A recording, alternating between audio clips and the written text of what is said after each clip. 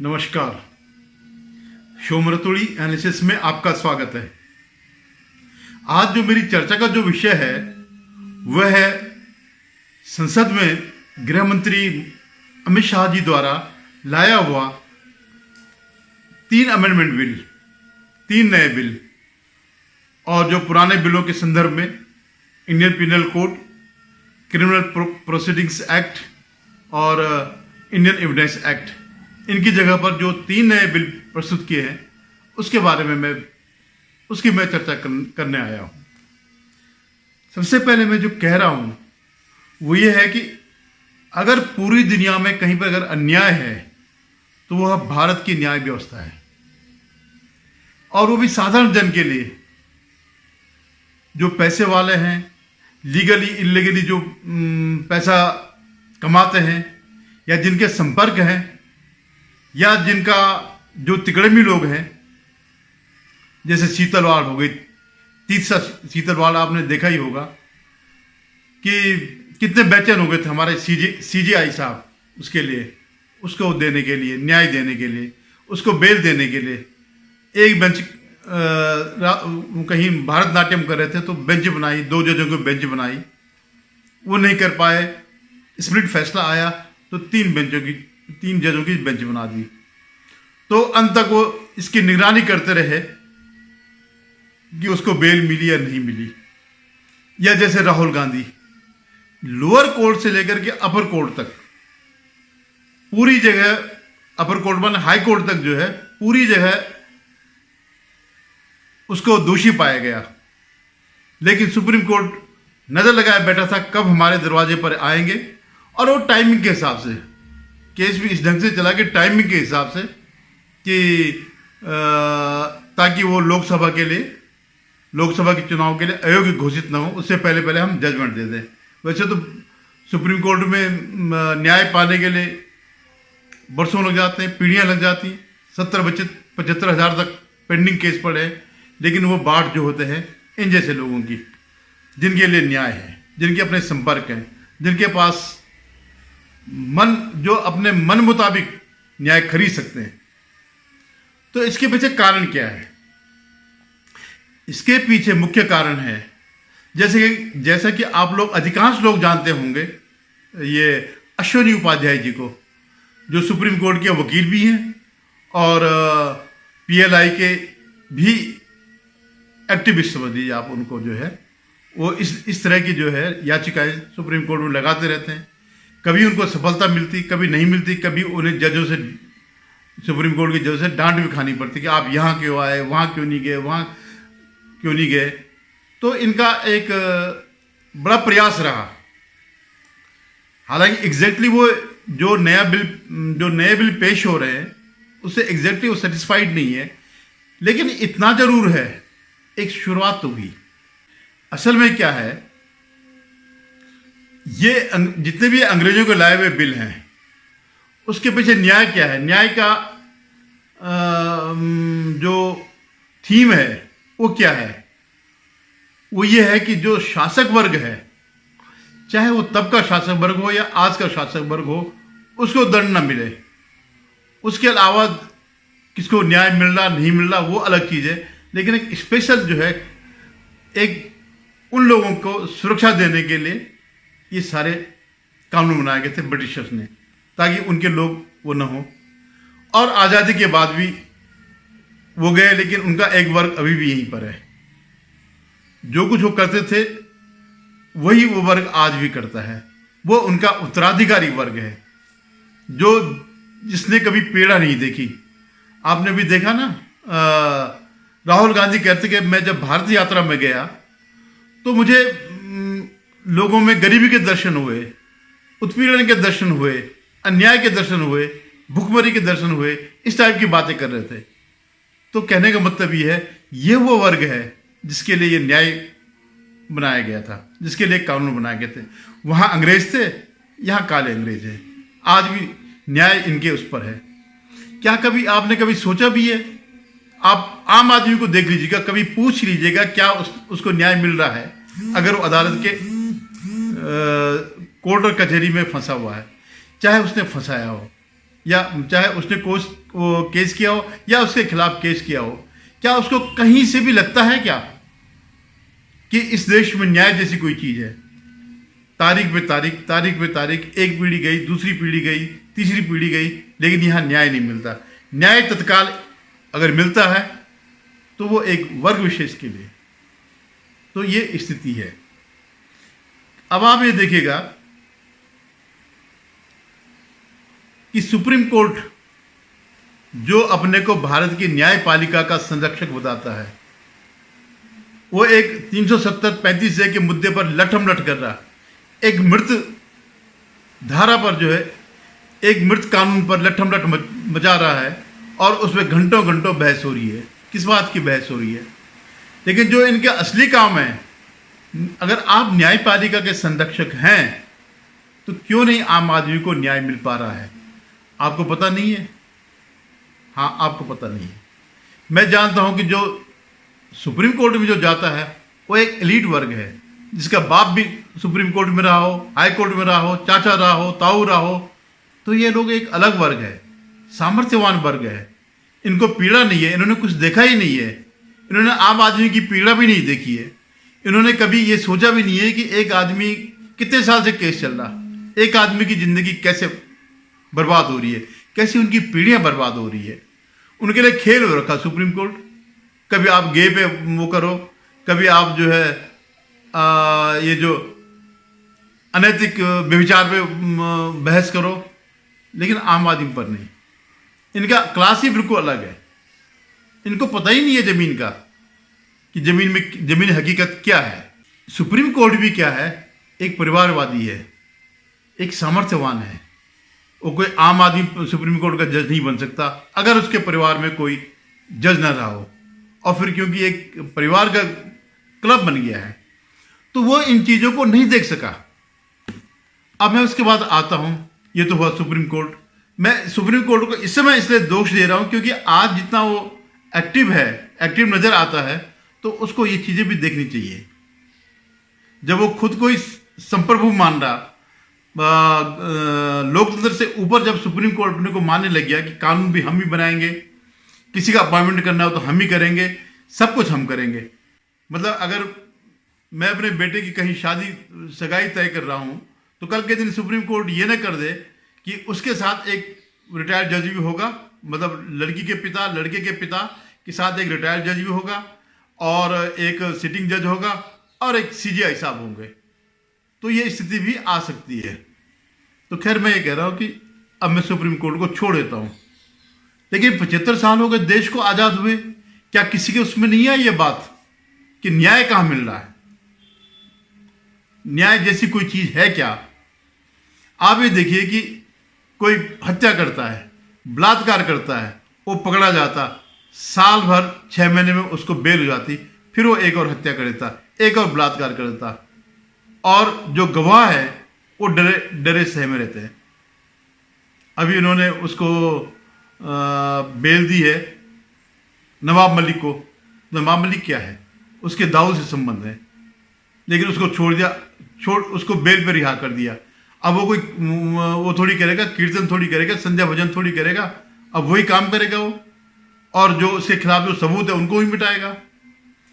तो मेरा कहने का मतलब है कि जो अंग्रेजों के जाने के बाद जिनके पास सत्ता आई वो भी काले अंग्रेज थे, उन्हें कहीं कोई पीड़ा नहीं था। आम आदमी का पर क्या बीत रही है, चलो शुरू के कुछ वर्ष भी हो भी गए, बाद के तो कुछ वर्ष थे। कभी तो एहसास हुआ होगा कि इस देश की न्यायपालिका दुनिया की सबसे बेकार न्यायपालिका है, सबसे अन्याय भरी न्यायपालिका है। इससे आम आदमी को कोई न्याय नहीं मिलता है। इस पर कभी किसी सरकार ने सोचा नहीं। इतने साल हो गए, 75 साल हो गए, लोग मर रहे हैं, उड़ रहे हैं। अगर कुछ बोल भी दिया तो अवमानना का खतरा अलग है। ये 100 किस्म की बातें हैं। आपने देखा होगा कोई भी आदमी किसी के साथ अगर अन्याय हो गया तो क्या कहता है, मैं तुझे कोर्ट में घसीटूंगा।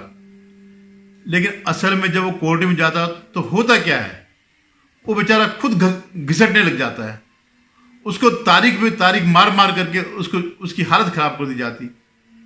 वो इस काबिल नहीं रहता कि वो ये भूल जाता कि मैं यहां किस लिए आया, मैं किस न्याय को मांगने आया, वो ये सब भूल जाता। उसके दिन जो है सुबह से शाम तक उस दरवाजे पर वो अपने चप्पल जो है घिसटता रहता है। आज तारीख मिल गई, कल तारीख मिल गई, फिर तारीख मिल गई, फिर तारीख मिल गई। जो उसका न्याय के प्रति जो जोश था कि मैं तुझे कोर्ट में देख लूंगा, वो साल भर के अंदर खत्म हो जाता। उसके बाद वो रहता नहीं रहता, साल 2 साल 3 साल के बाद किस उम्र में वो फिर उसके बाद अगली पीढ़ी भी उसी उसमें दरवाजे में रहेगी, उसी उसमें चौकट रहेगी। और न्याय क्या हो गया, एक ये टूल बन गया है। आपने किसी की जमीन पर कब्जा कर दिया, अब उसको बोल दे ठीक है तो जा सिविल, ये सिविल का मामला, सिविल में वो कर ले, मुकदमा कर ले मेरे खिलाफ। या तो लठ लेकर के आए और उनसे अपना कब्जा छुड़वाए, और अगर वो कानून के भरोसे बैठा रहा तो फिर उसको न्यायालय में जाना पड़ेगा। जब वो कहता है मैं घसीटूंगा, फिर खुद ही घसीटा जाता। Lower court, district court, high court, supreme court, और सुप्रीम कोर्ट में कोई जा सकता है? आपकी अगर माना 5 लाख की जमीन किसी लठायत ने कब्जा कर दी, या किसी ने कब्जा कर दी, किसी प्रभावशाली व्यक्ति ने कब्जा कर दी, तो क्या आप सुप्रीम कोर्ट जा सकते हैं? जहां आपको वकील की फीस ही जो है 5-10 लाख एक हियरिंग की अगर होगी तो आप कर सकते हैं। और अगर आपने सस्ता वकील किया तो जो बड़ा वकील है, जो अपोजिट क्लाइंट वाला है, वो बड़े वकील को खरीद देगा, वो लगा देगा उस पर। तो यानी मेरा कहने का मतलब कि ये न्यायपालिका जो है, भारत की न्यायपालिका अन्यायपालिका है। और अब जा करके, क्योंकि अब तक जितने भी रहे सब काले अंग्रेज थे सत्ता में बैठे हुए, और न्यायपालिका में तो खैर अभी भी हैं। अब ये सत्ता आई एक गरीब के पास, एक चाय वाले के बेटे के पास आई, उस व्यक्ति के पास आई जो एक जनता से जुड़ा हुआ हो, जिसने गरीबी देखी हो, जिसने उत्पीड़न देखा हो, जिसने असहायता देखी हो कि कैसे आदमी असहाय हो जाता है। तो मैं सार्वजनिक जीवन में बहुत बचपन से हूं, राज्य का गृह मंत्री भी रहा हूं। मैंने बहुत सारे थाने विजिट किए, बहुत सारे सदस्य भी थाने में गए होंगे। आप देखे होगा टूटी फूटी साइकिल, टूटी फूटी गाड़ी, टूटी फूटी ऑटो सालों तक पड़ी, सबने देखा। वो इसलिए पड़ा है कि कानून में प्रोविजन है कि केस के निपटारे तक इसको संभाल कर रखना। हमने प्रोविजन कर दिया है इसकी वीडियोग्राफी करना, वीडियोग्राफी की सर्टिफाइड कॉपी कोर्ट में जमा कराना, और फिर इसका निपटारा आप कर सकते हो। इससे कम से कम पुलिस स्टेशन की स्वच्छता बढ़ाना। मान्यवर, इस प्रकार के, मैंने तो अभी थोड़ा बताया, इस प्रकार के ढेर सारे बदलाव इस कानून के अंदर हम लेकर आए हैं। टोटल 313 बदलाव है मान्यवर, और मैं इतना कह सकता हूं कि हमारी न्यायिक दंड प्रक्रिया, क्रिमिनल जस्टिस सिस्टम के अंदर आमूलचूल परिवर्तन होगा, और सबको ज्यादा से ज्यादा 3 साल के अंदर न्याय। मान्यवर, इसमें पुलिस अधिकारियों को भी जवाबदेह किया है, वकीलों को भी जवाबदेह किया है, और न्याय करने वाले के लिए भी मर्यादाएं रखी। इसमें महिलाओं का और बच्चों का विशेष ध्यान दिया गया है। अपराधियों को सजा हो इसकी चिंता की गई है, और पुलिस अपने अधिकारों का दुरुपयोग न कर पाए, ऐसा भी। इसके अंदर राजद्रोह जैसे कानूनों को एक ओर हम निरस्त कर रहे हैं, तो दूसरी ओर धोखा देकर महिला का शोषण करने वाले और मॉब लिंचिंग जैसे जघन्य अपराध करने वालों को दंडित करने का भी। एक और हमने राजद्रोह को रिपील किया है, दूसरी ओर संगठित अपराध और टेररिज्म पर नकेल कसने का काम भी हमने किया है। मान्यवर, मैं मानता हूं कि तीनों संहिता अपने आप में संपूर्ण है, परिपूर्ण है, परंतु 1807, 1888 और 1878 से कानून प्रचलन में कोई भी व्यक्ति, कोई भी डिपार्टमेंट या कोई भी व्यक्तियों का समूह इसको कंप्लीट नहीं कर सकता। इसलिए मैंने निर्णय किया है मान्यवर कि इस कानून को मैं स्टैंडिंग कमेटी को, गृह विभाग की स्टैंडिंग कमेटी को देना चाहता हूं, जिससे पक्ष विपक्ष सभी संसद सभ्य इस पर अपना, काफी संसद सभ्यों ने दिया है, परंतु इस पर काफी अच्छी सोच विचार हो। इस पर बार काउंसिल भी चर्चा करे, बार एसोसिएशन भी चर्चा करे, कुछ रिटायर्ड न्यायिक अधिकारी भी चिंता करें, और हम लॉ कमीशन को भी भेजेंगे, लॉ कमीशन भी अपनी टिप्पणियां दे। तो कुल मिलाकर ये सब आने के बाद, ये विधेयक को उचित परिवर्तन करने के बाद मैं फिर से इस सदन के लिए आऊंगा। अब जाकर के इन्होंने तय किया है भारत सरकार ने, नरेंद्र मोदी जी की सरकार ने, कि जो 3 पुराने कानून हैं, जो ब्रिटिशर्स के ज़माने के कानून हैं, उनको बदल दिया जाए और उनकी जगह नए बिल लाए जाए। तो इंडियन पिनल कोड का इन्होंने रख दिया नाम भारतीय न्याय संहिता, CRPC का नाम रख दिया भारतीय नागरिक सुरक्षा संहिता, और IEA मतलब इंडियन एविडेंस एक्ट का नाम रख दिया भारतीय साक्ष्य बिल। लेकिन सिर्फ नाम नहीं रखा, ये नहीं कि इनका नाम हिंदी में रखा हो, जरूरत के हिसाब से, न्याय की दृष्टि से इनमें अमेंडमेंट किया। और इसमें सबसे अच्छी बात क्या रखी, ये जो कल आप देख रहे थे ना मणिपुर पे जो 2-4 दिन से ड्रामा चल रहा है, 1-2 महीने से, जो सिर्फ मणिपुर की ही बात करते हैं, बंगाल की बात नहीं करते हैं, प्रतिदिन राजस्थान में होने वाली जो घटनाएं होती हैं उनकी बात नहीं करते हैं। तो महिलाओं के लिए फिर इस बिल में मजबूती दी गई। अगर 18 वर्ष से कम कोई लड़की है, उसके साथ अनाचार होता है तो उसको मृत्युदंड, और 20 साल से अगर कोई ऊपर है तो उसको आजीवन कारावास। थोड़ा बहुत तो डर रहेगा लोगों में, 2-4 को अगर मृत्युदंड मिल गया तो इससे फर्क पड़ेगा। अल्टीमेटली जान सबकी होती है, जान सबको प्यारी होती है। तो देखना ही है कि अभी तो उन्होंने इसको सिलेक्ट कमेटी में रखा है। अच्छा, एक और मॉब लिंचिंग में भी जो है, इसमें भी मृत्युदंड का प्रावधान किया गया। तो सिलेक्ट कमेटी में गया है, उसमें औरों के भी सुझाव आएंगे, विपक्ष के भी सुझाव आएंगे, या जो कोई न्यायविद हैं, जैसे माना हमारे संसद में इस समय रंजन गोगोई जी हैं, एक्स CJI, उनके विचार भी महत्वपूर्ण होंगे। ऐसे बाहर के लोगों को भी इनवाइट किया जा सकता है। और ये बिल सिर्फ एक दिन में नहीं आया, क्योंकि इतना बड़ा आमूलचूल परिवर्तन होना जो है एक दिन में संभव नहीं है। इसके पीछे कई टाइम लगा, कई वर्ष लगे होंगे। जब ये सरकार आई होगी तो उसके बाद से उन्होंने इस पर काम करना शुरू कर दिया होगा। कई जगह इस पर लोगों से राय ली गई होगी। ये कोई साधारण चीज़ नहीं है। इस षड्यंत्र को दूर इतनी आसानी से नहीं किया जा सकता। और ये सब होते होते भी जो है शायद 2-3 वर्ष और लग जाएंगे।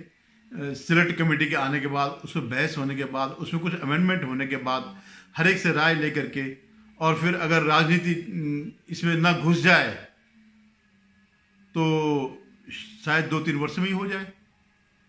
तो मैं उम्मीद करता हूँ कि ये जो प्रपोज बिल है, जिनको अभी पेश किया गया अमित शाह जी ने, अभी मैं आपको बीच में अमित शाह जी का वो भी एक वीडियो अभी मैंने डाला है, उसमें भी आप देख लीजिएगा वो क्या कहते हैं। तो ये भारत को एक नई आज़ादी देगा, न्याय के मामले में बिल्कुल नई आज़ादी देगा। आम लोगों को इससे राहत मिलेगी, ये उम्मीद की जा सकती है। धन्यवाद। आप लोग भी आशान्वित रहें, और अगर आपको मेरा वीडियो पसंद आए तो इसे लाइक करिएगा, शेयर कीजिएगा और सब्सक्राइब कीजिएगा। धन्यवाद।